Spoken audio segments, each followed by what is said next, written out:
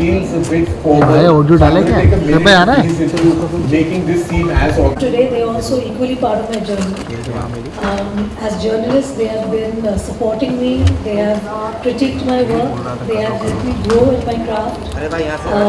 My peers, my directors, of course you, Sanjay, all my directors, you know, and the producers who have given me this beautiful opportunity of giving me these wonderful roles that I was able to portray in the cinema, and especially, you know, being the voice of Indian strong women on cinema. I think that is something that I've always chosen to do consciously or subconsciously. It was, it always came into my lap and I grabbed it.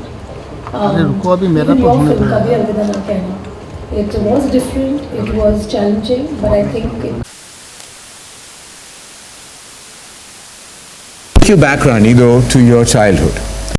You come from, of course, a film family, but I know you have a really special bond with your family, with your mom and dad, and your childhood is full of stories I've heard of. It's full of love, joyousness, craziness, Durga Pujas, the whole enchilada. What was it like being, let me take you back to being the young Rani Mukerji. What did that feel like at that point of time? I think that time it was more about, you know, being in a very humble Bengali family. Like my dad and mom tried to make ends meet. I used to see them struggle through their days. There were times when my mom was not able to buy me a particular thing that she really wanted to buy for me because of certain challenges that came with not being economically very, very sound. But I saw my mom go through those days with so much of happiness, with that bright smile and that laughter of hers, and it never came in the way of our happiness, you know, and that's something that I've imbibed from her, that whatever the circumstances are, whatever the situations are, one has to smile through and, you know, go forward. But what has been always very important for me is the support and the love that I've got from my family. You know, that's my mom, my dad, my brother. I'm a fan of your craft, but I'm an absolute fan of your mom's. She is, for everyone here, I have to say, she's one of the most entertaining people I have met on planet Earth. And please, if I forget, I have an anecdote about Krishna Aunty and Kuch Kuch Hota Hai that will always remain in the inner recesses of my mind. Apart from being a compassionate, empathetic mother, wife, and has been a daughter and sister, but she is hilarious. Yes, she is. And you recently celebrated her 75th birthday. Yes, I did. And you told me she was refusing to divulge her age to you. She refused to tell you how old she was. Yes, yes. And you had to go back, ask her sisters, ask her family, and calculate that she's actually turning 75. And apparently she refuses to acknowledge your age as well. Yes. Yes, she does. So we have a special image of that special celebration of you and your mom on her 75th, and I'd love to share that with everyone, all our friends of the media. Of course. Let's have a look. Really got the picture? Let's have a look. Yeah. Yeah. That was just recently. I had the pleasure and privilege of attending this celebration, Rani's mom, Krishna Auntie's 75th, and she was as radiant, as happy, and as crazy as she always is. But when I talk about mom and dad, I have such visuals and such amazing memories of Ram Uncle and Krishna Auntie, and I want everyone to just see a quick journey of theirs through the years. Let's have a look.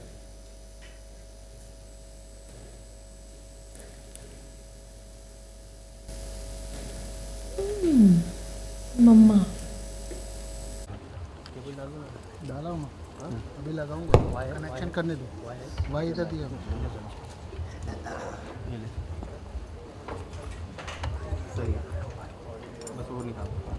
You as a daughter saw your parents. Of course, they hail from a film family, but they never saw that grandeur. They didn't see that lifestyle. They didn't see that. They just saw that simple life. But I don't even think they had dreams, Karan, because I think the way, you know, at the time that we were growing up, I think it was never really something that occurred to my dad. But I'm going to go ahead in life and, you know, work and do stuff like that. I think it was more always a boy's responsibility. I think that responsibility, I think they saw through my brother. I think with me it was very clear they were wanting to get me married at a very young age. Oh dear. Yeah, but I think destiny had other plans for me. With the offer that came for Raja Ki Aayegi Baraat, I think my mum just told me that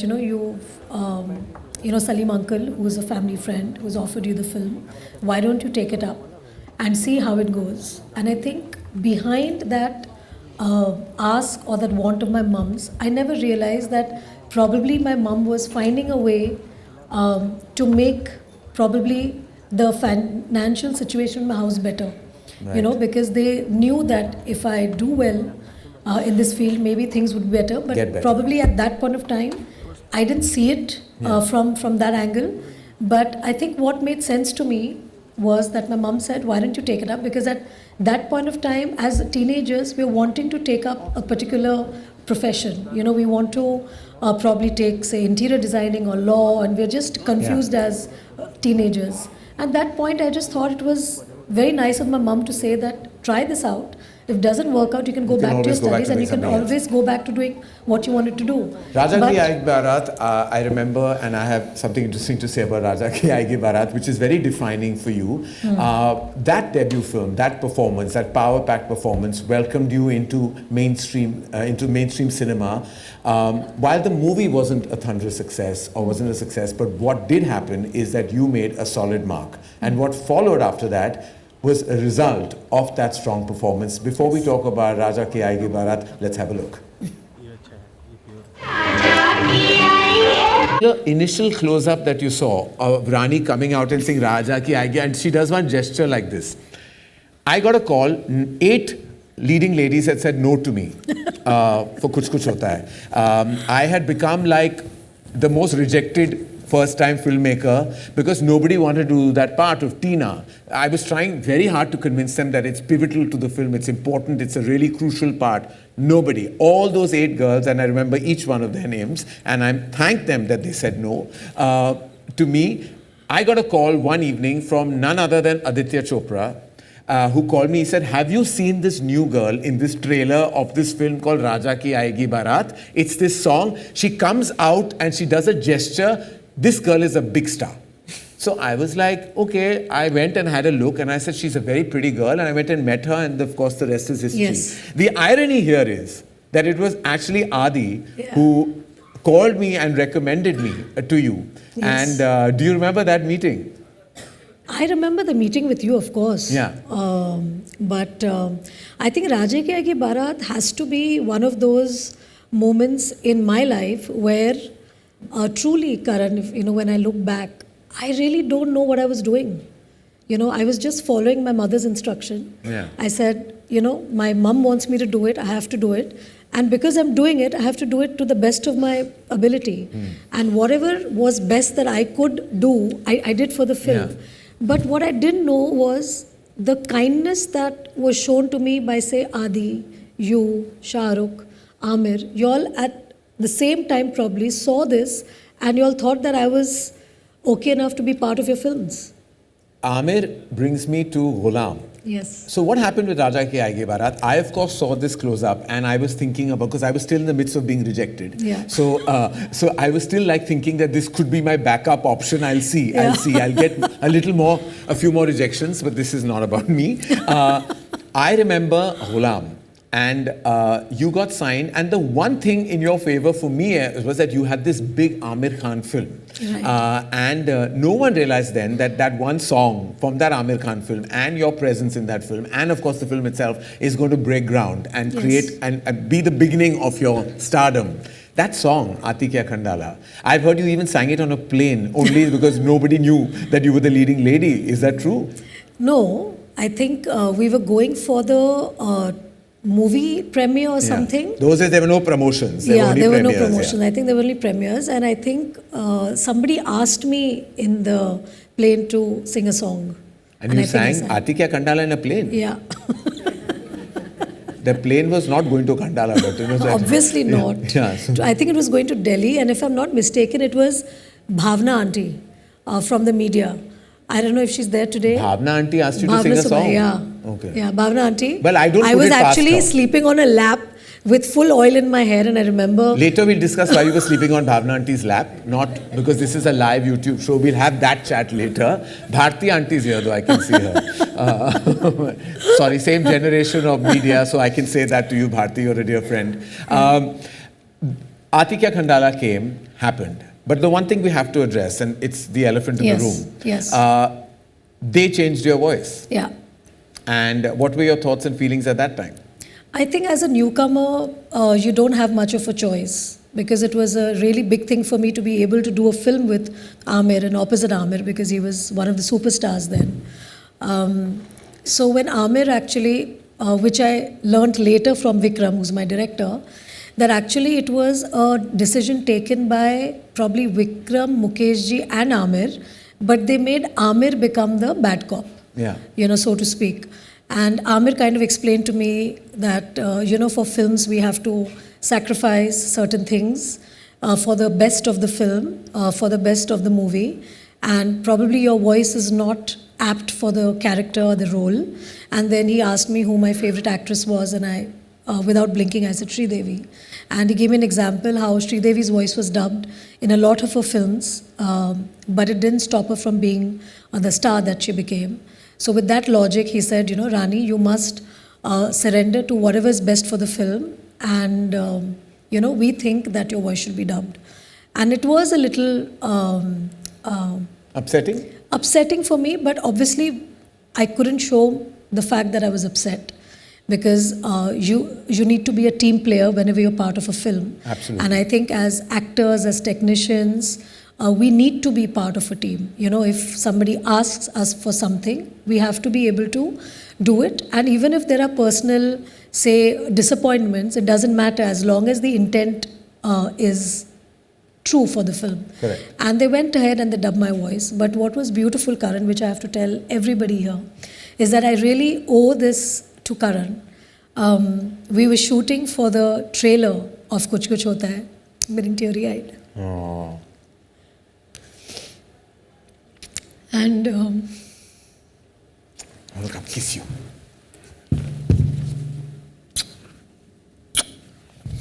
I remember that day. We were shooting just so that you can compose yourself, I just said it. There was a teaser at that time. Again, it was Aditya Chopra's idea. I think he's such a part of my entire journey, Rani's journey, consciously and subconsciously. He gave me the idea of that teaser where Rani is sitting with baby Anjali and where she says, Aaj main tumhe, if anyone remembers, there was a teaser. In those days, there was no such thing as teasers, but we shot this teaser against blue screen. And I was on a swing. Or rather, it was just a blue screen because we didn't know what VFX was then. Yeah, and you made me wear a white churidar. White salwar as in I was the ghost over there as well. And where she says, आज मैं तुम्हें कहानी सुनाने वाली हूँ. इस कहानी में एक लड़का है, लड़की है. दोनों लड़ते थे, झगड़ते थे, फिर भी एक दूसरे के best friend से. And then there was a line, फिर क्या हुआ? And she says, फिर कुछ कुछ हुआ. And that was the thing. And then you introduced Rahul and Anjali. Yeah. So I remember at that shooting, you came up to me and you said, Rani, are the people dubbing your voice in Gulam? And I said, yeah. So he said, do you have a problem with dubbing, with your quintessential way of talking? And I said, no, I don't have a problem with dubbing. You said, did you dub your first film? I said, of course I dubbed my first film. So he said, I love your voice. The way you said it that time. And I still remember that clearly. He said, I love your voice and you will dub for my film. And thanks to you, Karan, that I was able to retain my voice. No, you have such a beautiful voice, and everyone knows that Rani Mukerji's distinct voice is one of the big parts of your amazing performances. And I never understood, because my dad, I still remember we were sitting and we got a call that distributors bol rahe hain. Firstly, whatever that meant to me at that time, because distributors bol rahe कि voice badalna chahiye, because audience accept नहीं करे, ऐसे वो तो नई आई है, audience जानती नहीं है कि वो कौन है अभी. They're still settling into knowing her. What and my father also said, ये क्या पागलपन है, we are not changing, किसी की आवाज क्यों बदले हम, and my father then gave me an anecdote. मुझे बोला गया था अमित जी की आवाज बदलो अग्निपथ में, और देखो क्या हो गया, मैं नहीं बदलूंगा किसी की आवाज. So my father he had gone on another tangent. We are joking about it today, but your decision as a young filmmaker, it was your first film, and you could have easily be swayed with the pressure that came on you, but you stood your ground, and that's why he's Karan Johar.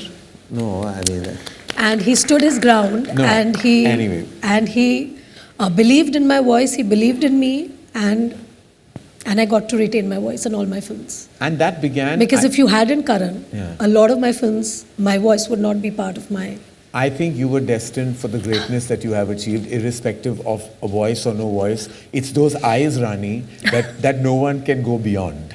And the fact that even today, and I'm taking a minor digression to say that fact that even today you keep evolving your craft speaks volumes of your understanding. And the one thing that I've noticed, the one actor I saw do that was Sridevi ji. When I remember seeing her after she came back after a 15-year sabbatical, when she came English with Ishq Vishk.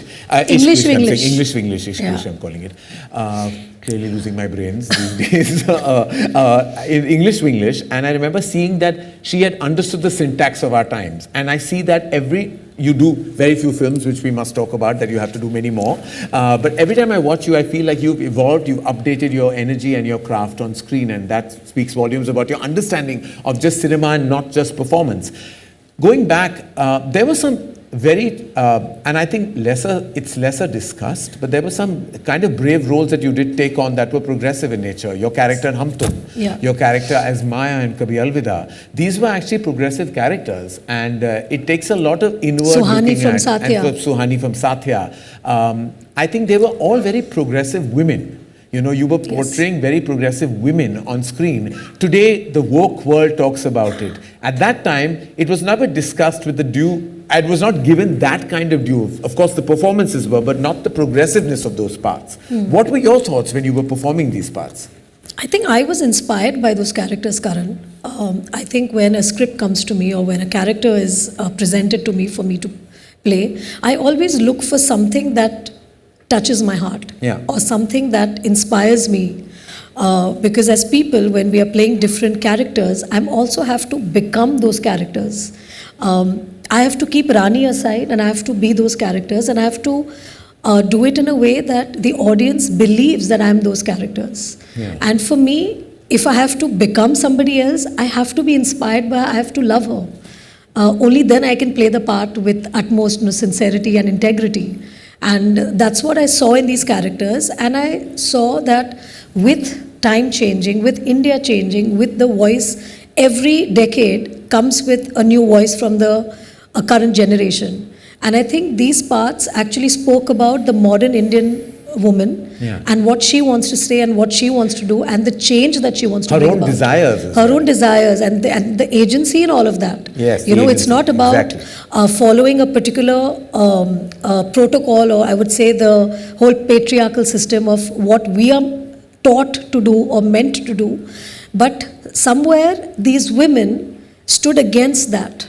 You know, and in their own way, not shouting from the rooftops, but in their own choices, quietly making certain decisions in those characters, in the films, and how the film evolves, how the story moves forward, and what happens in the story, which in turn inspires other women who are watching it, or other girls who are watching it. I remember while filming Kabhi Alvida, I didn't realize when I wrote the film and that it was going to get so deeply immersive as an experience for the actors. Because I realized that all the characters, Dev and Maya and Rishi and Riya, they got so immersed into those characters that at one point I had to tell Preeti that listen, this is not really happening. We're shooting a movie. Like she was like, but why is he cheating on me? So I'm like, he's not cheating on you. It's the character. Like, you know, she was getting like very personal. Like, when I had to one day take her aside, we went for a walk. I said, it's not Preeti's Uta. This is Riya. It's happening to you. Because I realized at that point, and there were moments, I remember at one point, Abhishek broke down really on set. You know, you remember there was a scene you and him were shooting, and I remember he broke down, and I think there were moments I could see you just looking sullen and sad, and I realized that everyone was going through, like you were going through beats in your head, because the film talks about ground realities, emotional realities, things that people go through, don't like to address, we don't like to acknowledge, we brush them under the carpet, but they are all realities of modern life. And I realized it was a very tumultuous experience. Yes. And I think also for the audience as well. Yes, it was. I'll never forget when I realized that the film is going to get polarized responses, is that I went to see the first preview of the film with a paid audience, and there was a traditional looking couple watching it, and there's a scene where Dev and Maya are checking into a hotel, and immediately the traditional woman looked at the traditional man and said, like that, like, what's happening? And he said, कुछ नहीं dream sequence है. And when they realized कि dream sequence नहीं है, they both got up and walked out. And I remember I was like, oh no, like, you know, like this is also like there is judgment, you know, but yet the end of that film gives you hope, and it speaks about love going beyond. That love should be the only reason you walk into a relationship. Absolutely. So more power to you, Rani, for Thank you, portraying Karan. those parts. And thank you, Karan, for writing those parts. No, I mean, like, you know, like of course, it's way back like in the I past. always say that we actors, we get opportunity to, you know, do such parts only because the writers and the directors, they write such parts for us. The directors have the faith, the producers have the faith to produce such films. Only then can actors come into the role and can give those characters wings, you know, and give them flesh on screen. And those wings give you moments on cinema, like I'll never forget that train sequence from Saathiya. Like there is just something organically pure. It's also, I think, it's that zone of performance that you came from that very filmy heroine performance to real natural acting, which you could do. You can do anything. According to me, Rani Mukerji can do anything. But when I see you in Yuva, I see you in Saathiya, I see you in Heram, I see a syntax that is so unusual for that time, for the mainstream movie star heroine of that time. I want everyone to see that moment in Saathiya. लेकिन मैं तुमसे शादी क्यों करूंगी?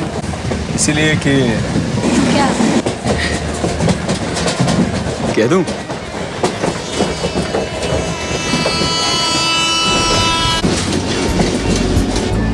वो क्या होता है? क्या? हाँ,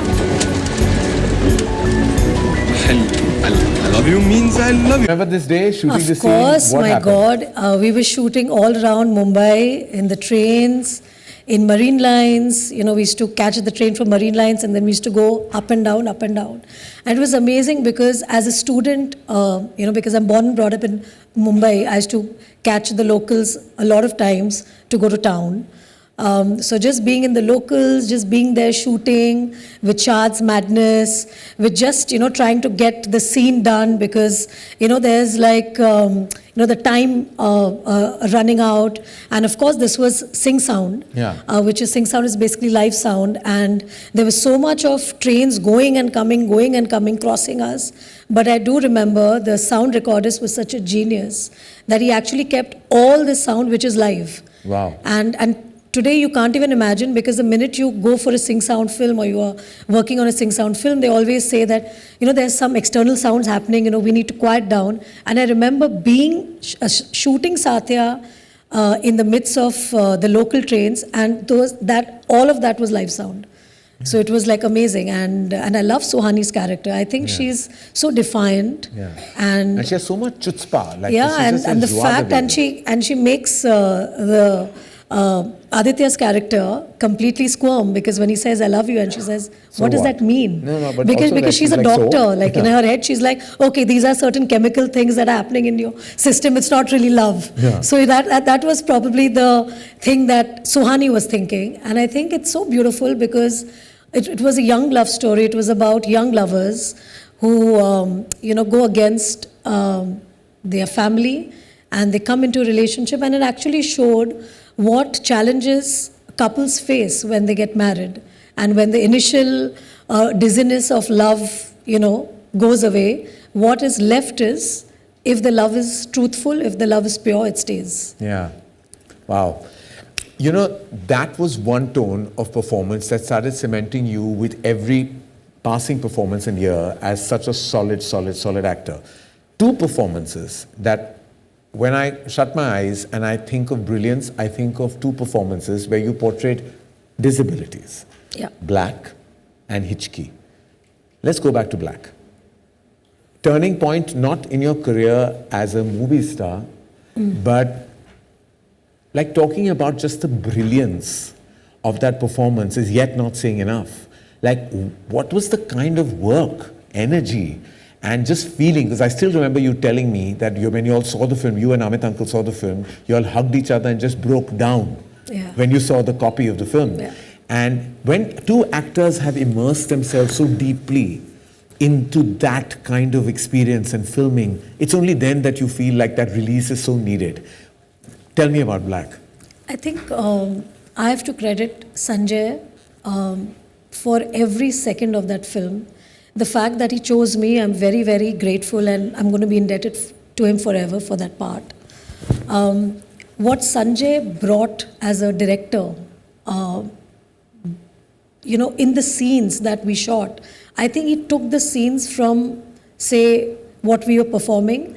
He made an entire world which was so different. Like, it was the first time that I was working in a film like that, where each day I came on set and I saw the beauty of the set, the kind of detailing that Sanjay did, and it inspired me every second to give my best.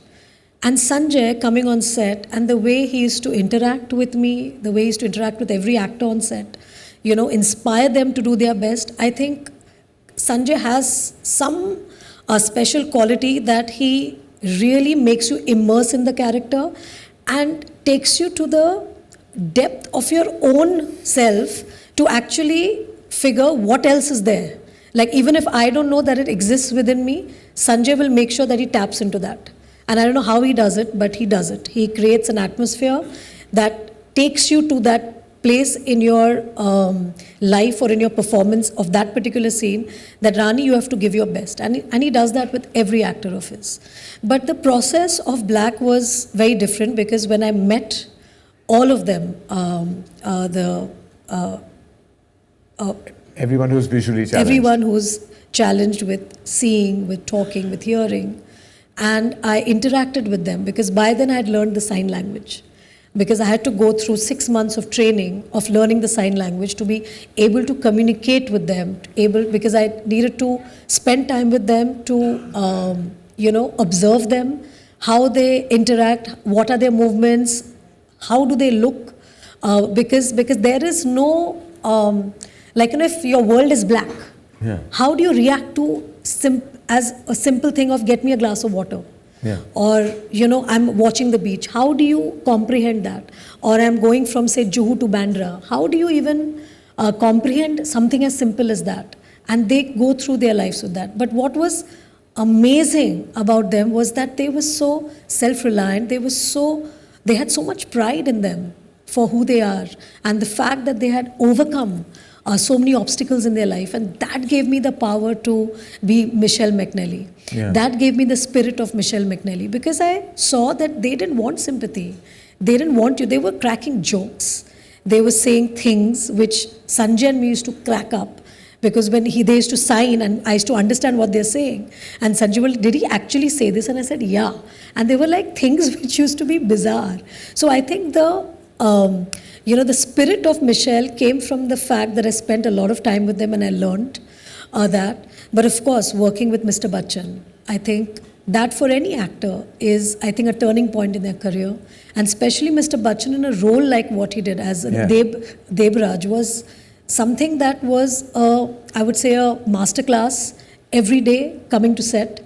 And to watch Mr. Bachchan do his bit, with Sanjay inspiring us day in and day out, I think that was, in my career, it's one of those magical films or those moments that I felt extremely spiritual and grateful, because you suddenly start realizing in life that there is so much to be grateful of the fact that you have your 6 senses. You can see, you can hear, you can talk, you can walk.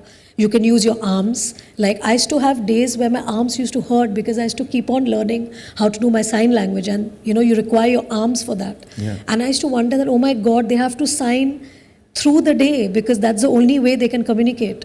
So it was like a eye changer for me. It was like, my whole life, I became a different Rani then. And you think that all that truckload of work, that emotional investment, I'm sure Black didn't leave you for years after you even finished performing that part. Because a character like that doesn't leave you very easily. Of course, it increases your empathy level, it increases your ability to take on any character in the world. Did all that work that you put into Black also come in complete handy when you were performing the part for Hichki? Yes, because that absolutely. was another disability, Yes. Tourette's, that you were portraying. Yes. Totally different in texture, in syntax, but also needs a lot of personal investment. Absolutely. And what was shocking for me is that at that point of time, hardly people knew about Tourette's. Yeah. Nobody knew. And I was like, really? People don't know about Tourette's? So for me, doing Hichki was also a reason where I wanted to tell people that this is something that people have, and they are living their lives with it, because it was a book inspired by Brad Cohen. And he unfortunately couldn't come to India because I wanted to do a lot of research with him because it was inspired by his book. But, doing those Zoom calls with Brad and interacting with him and talking to him about his emotional journey from the time he was a kid, I think that made me understand that what people go through when people don't understand. People don't show empathy, people laugh at you, and how does one deal with it? And you need a lot of superpower from inside, strength, that resilience, to be able to fight that day in and day out. It's not like just once in a while it'll happen. It happens to you every day, and how do you go through life with that? So I think these are characters that have inspired me personally, for me as a person to be inspired by those characters, and I'm so happy that I could bring them to an audience and for them to watch and be inspired. Absolutely. Black and Hichki will always be tent-pole moments in your career. Let's have a look. Did it break your heart when you didn't win the National Award for Black? I think it broke heart of all my fans. It broke my father's heart. It broke my mom's heart. I think the way I was and the way I've conducted my career, my life from the time I was a teenager, I started off being an actor because my mom asked me to be an actor. And I realized that through the work that I could do, I could probably give my parents a better life and see them happy and comfortable. And that was my dream for a few years, that I kept working in films. Then when I realized that this is a serious profession, and I used to get fan mails, that time there was no social media. We would only get to know through fan mails. And through my fan mails, I realized how important my fans believe in my work, and how important it is for me to give them back what they want from me, and I need to do better films, better roles, better performances. And that's when I started understanding the seriousness of the profession. And when I started doing that, I think I had my blinkers on like a horse, and what I saw was just moving ahead, wanting to make my audiences happy, wanting to do the best for my films and make my directors happy because they are my first audience. And that was something that I kept doing with or without awards, because my goal was not to win an award so that it makes me happy today. I think winning awards is more about the recognition that the entire team of that film gets. Because if you are recognized, the team feels elated, the audience feels elated. But as an actor, I have to constantly keep working. But it hurts. It does hurt, but it doesn't become a criteria. Specifically because that year Mr. Bachchan and Sanjay won. Yes. And everyone felt, not just the fraternity, the audience space, everyone. Sometimes it's not in anyone's control, of course. Awards are... But Karan, I think it's good that it happened, because Why would you say that? very earlier on in my life, I realized that even after you do your best work, you might not get the recognition that you deserve. And probably somebody else's performance is better than yours. Yes. And you have to keep striving for the best. You have to keep working hard. You have to keep doing your best. Yeah. And for me, my audience, and I would really, really thank them from the bottom of my heart, Karan, because from the time, because I've literally grown up. These 3 decades is literally me growing up from being a 17-year-old to being 47 today. I've literally grown up in cinema. Don't say that. Your mom will be unhappy. You're not meant to divulge your age, Rani, openly like this. So these 3 decades, my audiences have accepted me in every phase of my life. They saw me as a teenager. They saw me becoming a young girl, a woman, a wife, a mother. And nothing has come in the way of my audience to believing in my work and appreciating my work. They have helped me shatter the glass ceiling, as they say. We don't shatter those ceilings. It's our audience that helps us shatter those glass ceilings, because they accept us in those roles. They accept us in every phase of our life. And I can only thank them for that they see me, they see my character, they don't see what I am doing personally in my life. Because for the actors, it never comes in the way of the actors. Yeah. It's always questioned. The women are always judged. And I'm happy that my audience has not judged my personal life. No, they never have and they never will. And it's that belief that the audiences have. You didn't just shatter the ceiling, you reached the ceiling with your performance in Mrs. Chatterjee versus Norway. And that won you your first national award. I know we could call it delayed gratification, but it was a big moment. Specifically, not just being your first, you won it in the same year as Shah Rukh. I was there in the same room, and I felt for all of us, it was like the coming together of the Kuch Kuch Hota Hai trio, all winning national awards. To me, it was one of the most emotional moments of my life. Really, it felt so. And seeing you win that award, it made me feel so, so proud. What did it feel like for you? And that performance, before we talk about the national award and your first win, that film, I remember you showing me the film in the closed room of an edit room at MA Entertainment. I was watching it, you wanted me to see it. And I'm a parent by then, and I remember being a puddle because I have just wept and wept and wept because I cannot even believe what it feels like for a parent to just see their children I'm a mom and a dad, right? So I'm a combination of both. So I felt every beat of that performance. I felt that you had immersed yourselves into every existing mother in our motherland, and it was just such a powerful portrayal of a absolutely helpless mother. And you being a mom, and I know you're a tiger mom. Like I know how you are about Adira. I can't even imagine what you felt like every day of that shoot. It was very tough. And the only person who I placed in that, in Devika was my mom. Because that's the other Bengal tigress who I know. Yeah. And my mom who she has lived her entire life because of my brother and me. The way she dotes on us. She, even after my dad passing away, I think what keeps her going every day is the love that she has for us. Yeah. And I just had to have her in mind because she is the closest person who I know who could be raised in Calcutta, and she was raised in Calcutta, and she got married at the age of 20 to my dad, and she came to Mumbai and she made her life here. So she was the closest person who I could think of, her dialect, because even today, when my mom speaks in English or Hindi, she sounds Bengali. Yeah. There's a lot of Bengaliness in her. And I thought that Devika, being this true Bengali person from Calcutta, moving to Norway to make a family, she reminded me of my mom. And I just imagined if that had happened to my mom, how would my mom be? She would just lose the marbles. She would just go crazy. So I think putting myself in that place, I think would be a bit too much because I think I wouldn't be able to perform. Yeah. Because I think that's too deep. So you modeled your performance on your mother. So I modeled my performance on my mom. And the way my mom would react to those situations. Well, I can only imagine if that hasn't happened, but what Krishna auntie would do even today. Leave alone, take a child away from her. I think take a child even from one bedroom to another, I can imagine her going crazy. Yeah. But I want everyone to have a look. Mrs. Chatterjee versus Norway, what a performance. I don't. Truly, what a performance.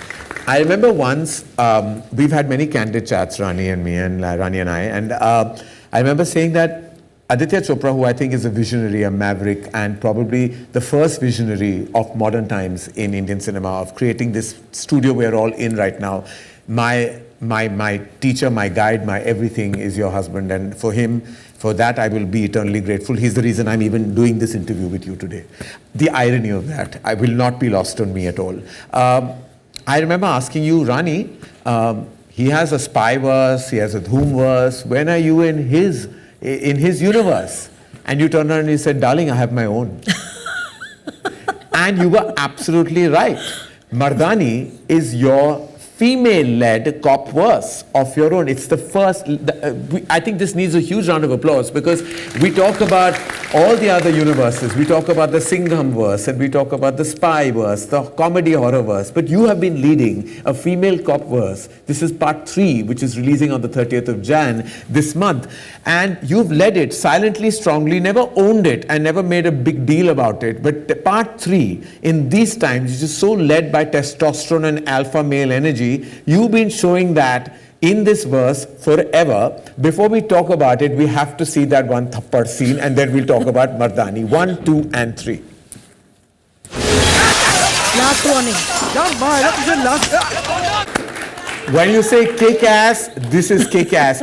Rani, something tells me that this is what you want to do on a daily basis to many people. Like, I think this is a vicarious character for you, because I can tell that Rani really genuinely wants to go and slap many people, like on a daily basis. I know it. I can feel it in your aura and your DNA. Tell me that Shivani is really actually the closest to you. Yeah. Yeah. Empowered, manic, on a hunt, like a crazy tigress. If anyone defines Rani Mukerji, it is this character of Mardaani. Am I right or am I right? You are right, darling.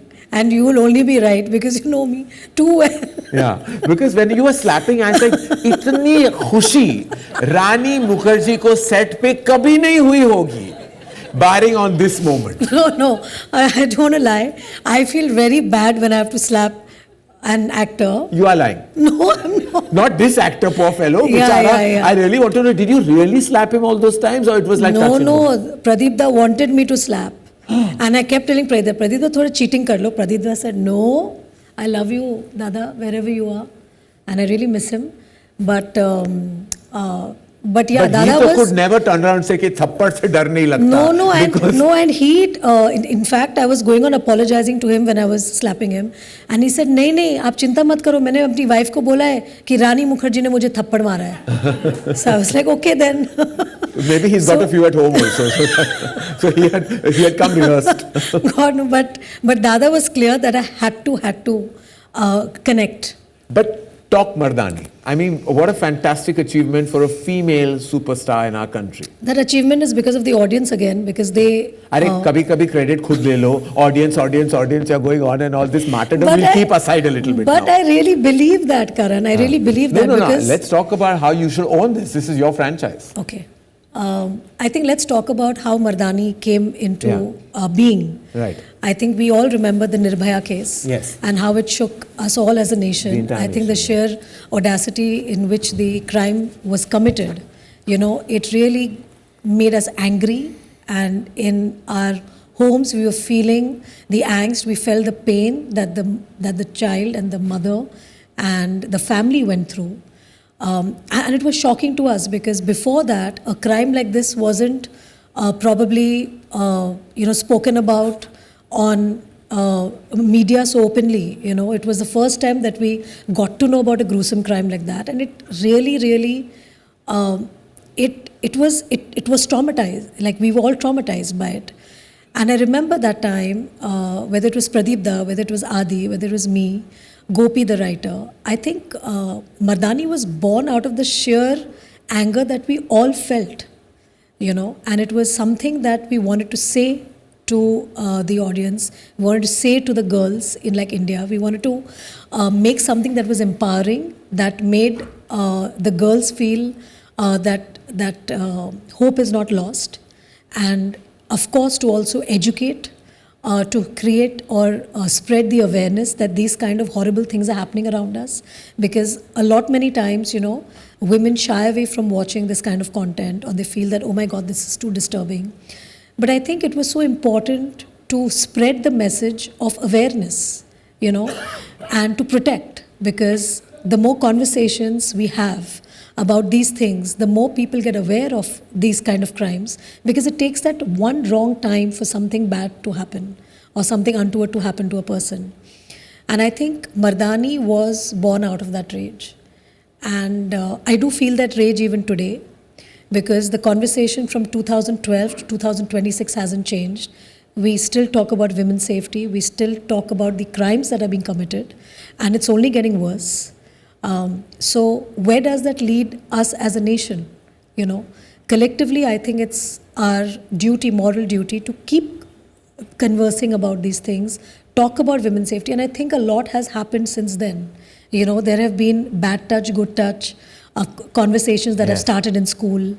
There have been these squads that have started with all the police, whether it's the Nirbhaya squad or the Damini squad. And also helplines, immediate helplines. A lot of helplines have been introduced. So I think the more we talk, the more we make people aware, the more conversations like this will happen. And I always want to be the person who wants to champion this cause, because I feel that as much as we do is not enough. And as an artist, I can only express my anger or my grief or my sadness through these parts. And the other thing, give hope, empower the women. And when I take lead and when I take charge, I want the girls to believe that they can too. You know, ironically, Rani, in the 80s, in the South, there was Vijay Shanti ji, there was Zakhmi Aurat, there was Phool Bane Angare, Phool Bane Angare and Khoon Bari Maang, Rekha ji. There were so many progressive movies made about empowered women in the 80s. We kind of lost track of that till Mardaani happened. And I'm so glad because I think it opens doors.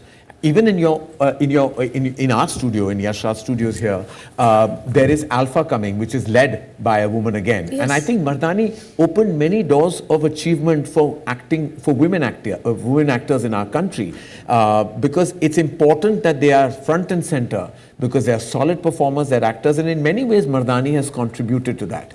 And congratulations. And each time, not only have you raised an important topic, but it is done not just with a mainstream lens, not just with a absolutely commercial venture lens, but also with an important message. And I think that comes because that's your personal belief system as well. Absolutely. And also, Karan, I do believe that, we as this generation that's coming now, I think we should stop putting labels.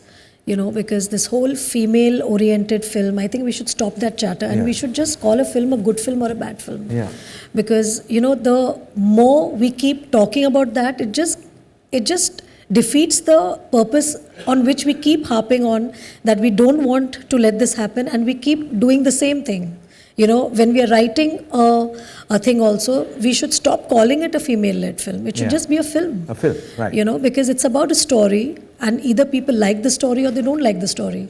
They like the content or they don't like the content. But this constant pressure of it being a female-led or a male-led film, it just is very tiring. And I think the Gen Z or the Gen Alpha generation, they have to start making that difference. Oh, they're already starting. Yes. I think that kind of awareness is building. Yes. Mardaani is a special film. It is the third part of this hugely successful franchise led by you. It releases at a theatre near all of us on the 30th of Jan. Let's have a look at the trailer.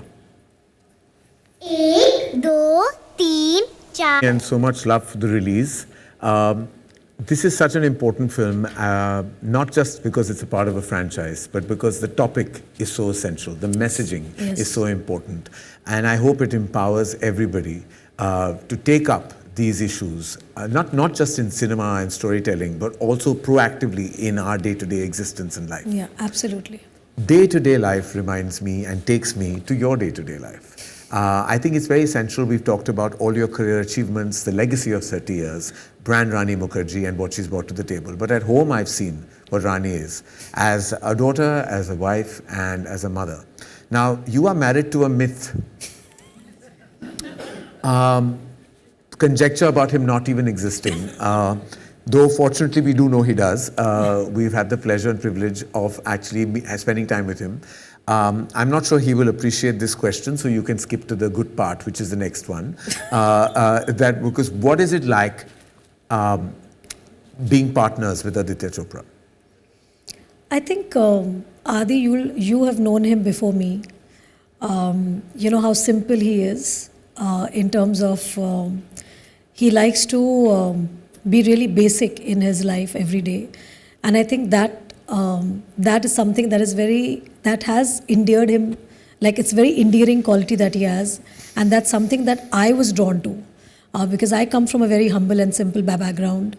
And the qualities that he had, the way he respected his parents, the way he, went about his daily life, I think that is something that really attracted me to him, so to say, because he didn't come with any, any baggage of being Yash Chopra's son. He didn't come with any baggage of being who he is, a very, very prolific filmmaker, being Aditya Chopra himself. He's really, really very simple. And I think that is what, because if he had even an iota of ego or any iota of air around him, I don't think I would have ever fallen for him. So that's something that I deeply appreciate about him, that he lets me be who I am because he's so basic and simple. And I think it was meant to be, because when I see him with my daughter, it reminds me of my days with my dad. You know, he reminds me a lot of how my dad used to be. and the kind of time he spends with my daughter, with our daughter, and the way he is with my family, I think that makes me very happy, because it's very important when your husband also respects your family, your friends, and I think Adi has always accepted them with a lot of love, and he lets me do what I want to do. And he empowers me. He may let you do what you have to do, but I am petrified of him. Because I remember his paranoia of no image getting out, of him not wanting to be at your house, because he used to say, I'm not coming to your house, press hoga niche, and I was like, yeah, press nahi hai. So like he's just so hyper. I remember when you all were getting married, and I was one of the 18 people at the wedding, and he turned on and told me that if the wedding information leaks, it will be only because of you, as in me. Because others don't know anybody else. You're the only person who has access to the outside world. Remember, if any trickle of information that leaks, it will be your fault. And I will never forget how stressed I was, because I remember 2 States was releasing, and I had to tell everyone I'm leaving to go out, and everybody felt I was being insensitive to 2 States. Why am I going on the release day of a film that is so close to my heart, a film that is a Dharma production film? I'm leaving. I said, I'm going, I have an event in... Even my wedding was 2 states. Yeah, it was 2 states. 2 states, you're going to the other. I was going from 2 states to the other, and I remember I was lying through my teeth to everybody, and I told everyone I'm going to Manchester. And the first thing I do is I bump into Dabbu uncle, Chimpu and Chintu uncle at the lounge. And they say, "Kahan ja raha hai?" And I was at the wedding was actually in Italy, so I was saying, "मैं Manchester जा रहा हूँ." So Chintu uncle has done a Spanish Inquisition. Manchester को planes जाते हैं?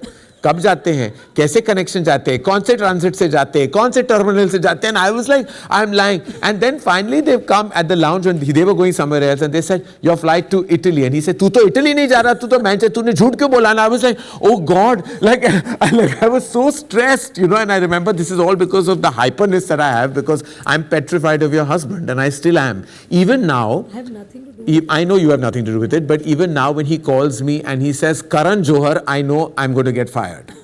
He says my full name only when he has to reprimand me, and I'm 53 and I still... So much. He does, and I know that, and if I get reprimanded by anyone, it is your husband.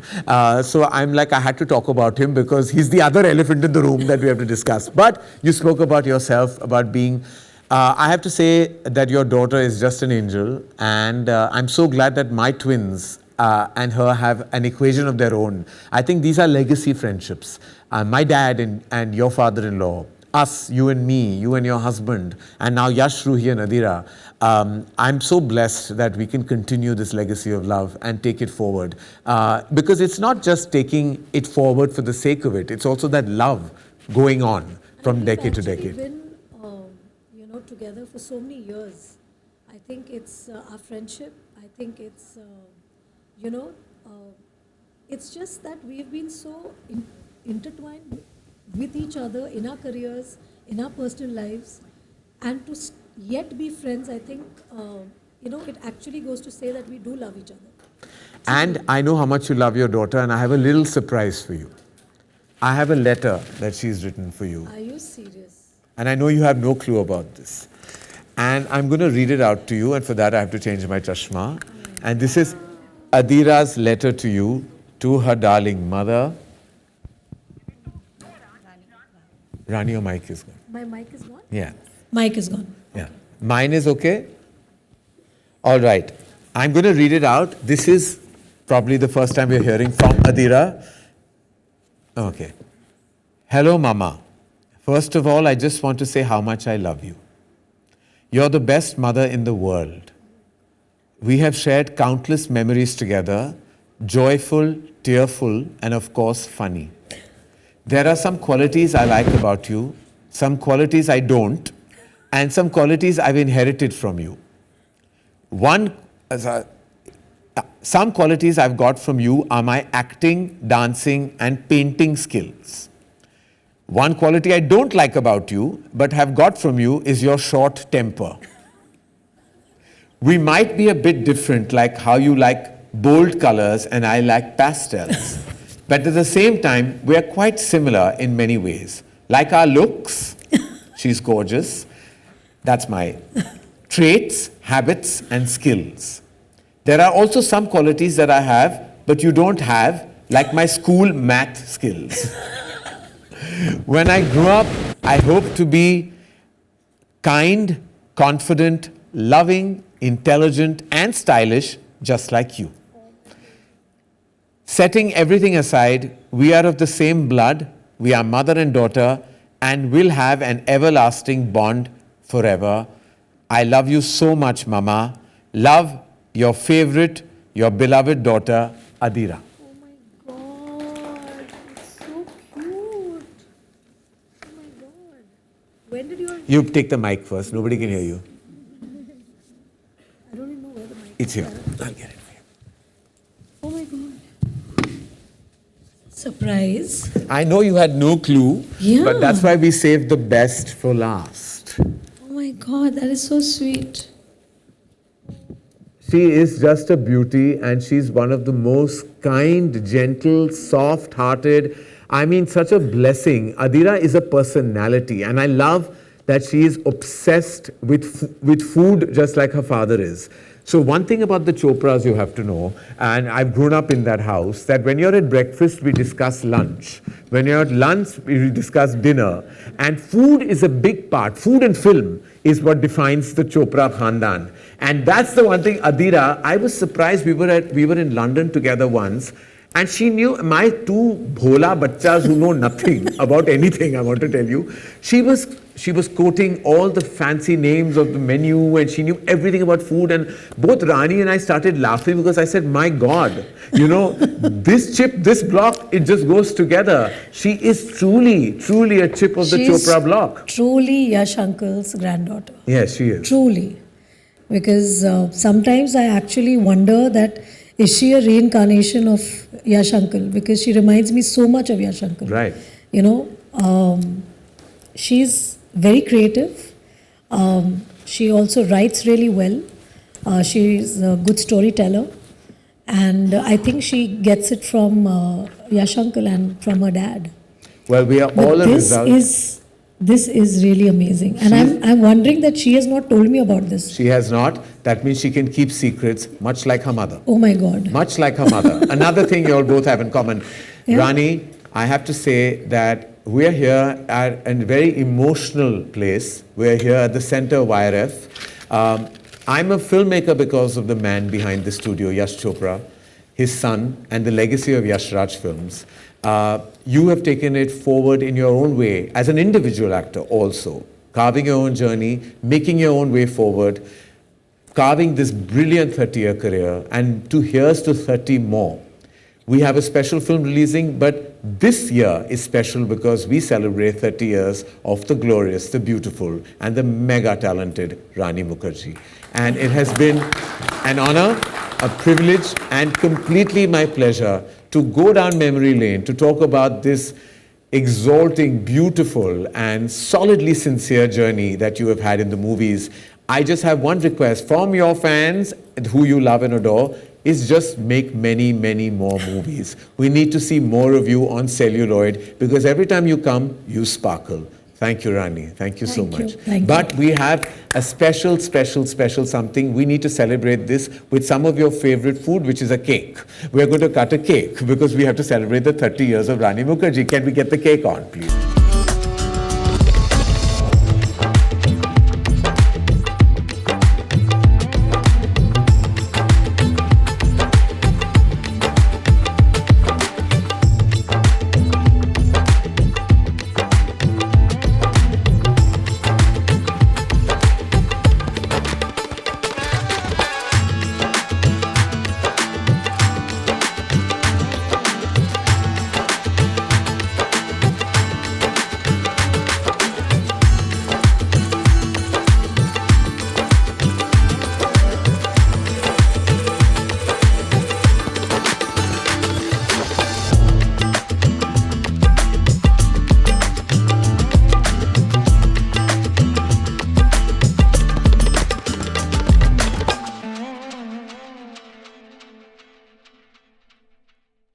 So I said my default mechanism was to sing. Now after 30 years, now 30 more years. So it's... I can't tell you. Mardaani 3 is my first film now. I can't tell you how good this cake is, by You all the way. must have, please. I'm going to come and give it to all of you all. Thank you, guys. Thank you for joining us today. Truly means the world to Rani and me. And Rani and I really are truly blessed to have all of you. We have so many friendships and relationships in this room. All of them, they've been with me in my journey for last 30 years. Upala, I can see her. All of them. They've all, Joita. I just saw Joita somewhere. She just popped up and then she went back. Yeah. Yeah. There's so many of them that I can see. Oh Thank my you. God. Thank you, guys. Thank you so much. Thank you. Much love. Thank you so much. Thank you.